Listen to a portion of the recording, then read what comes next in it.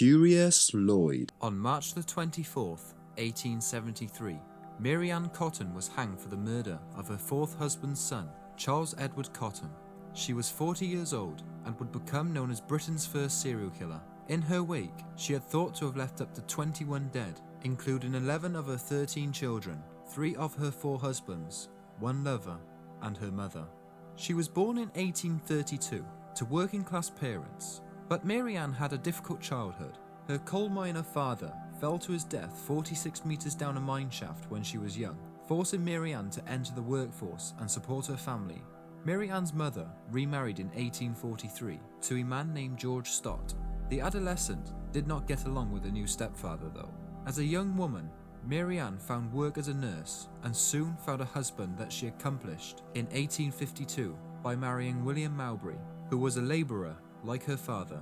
Shortly, the many loved ones in Mary Ann's life began dying under mysterious circumstances. While living in Plymouth, Denver, she and William had 5 children, 4 of who died of gastric fever.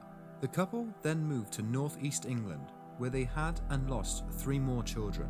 Later, Mary Ann would struggle to remember just how many children she had and lost during this stage of her life. The family worked hard to make ends meet. William found employment as a foreman at South Hetton Colliery, which later on he became a fireman on a steam vessel. But in early 1865, he succumbed to an intestinal disorder, just like his children before him.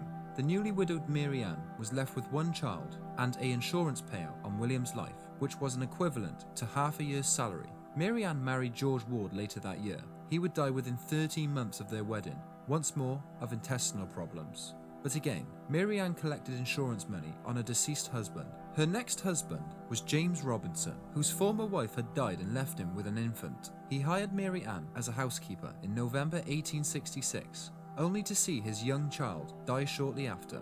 With him being devastated, he turned to Mary Ann for a solace, and the pair became a couple. Mary Ann's new romance was interrupted when her mother became ill. Mary Ann travelled to give her care. Within 9 days of her arrival, her mother had died, despite being previously on the mend. Mary Ann returned to James, with her daughter in tow, a child who previously had been living with Mary Ann's mother. By the end of April 1867, this daughter, as well as 2 of James's other children, were all dead. Despite the shocking list of deaths, James married Mary Ann that summer. The first child was born a daughter, who was born in November.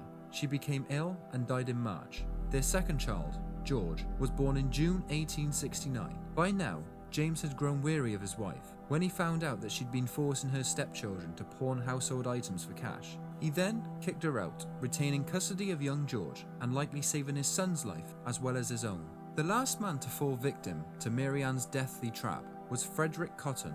With this family, Mary Ann managed not to kill only Frederick, but also Frederick's sister. The child Mary Ann bore with Frederick, and Frederick's child from a previous marriage, Charles Edward Cotton, a lover named Joseph Natras, also died of a stomach-related illness during this period. It was only after the death of young Charles that suspicion finally fell upon Mary Ann after 20 years of mysterious deaths and probable killings.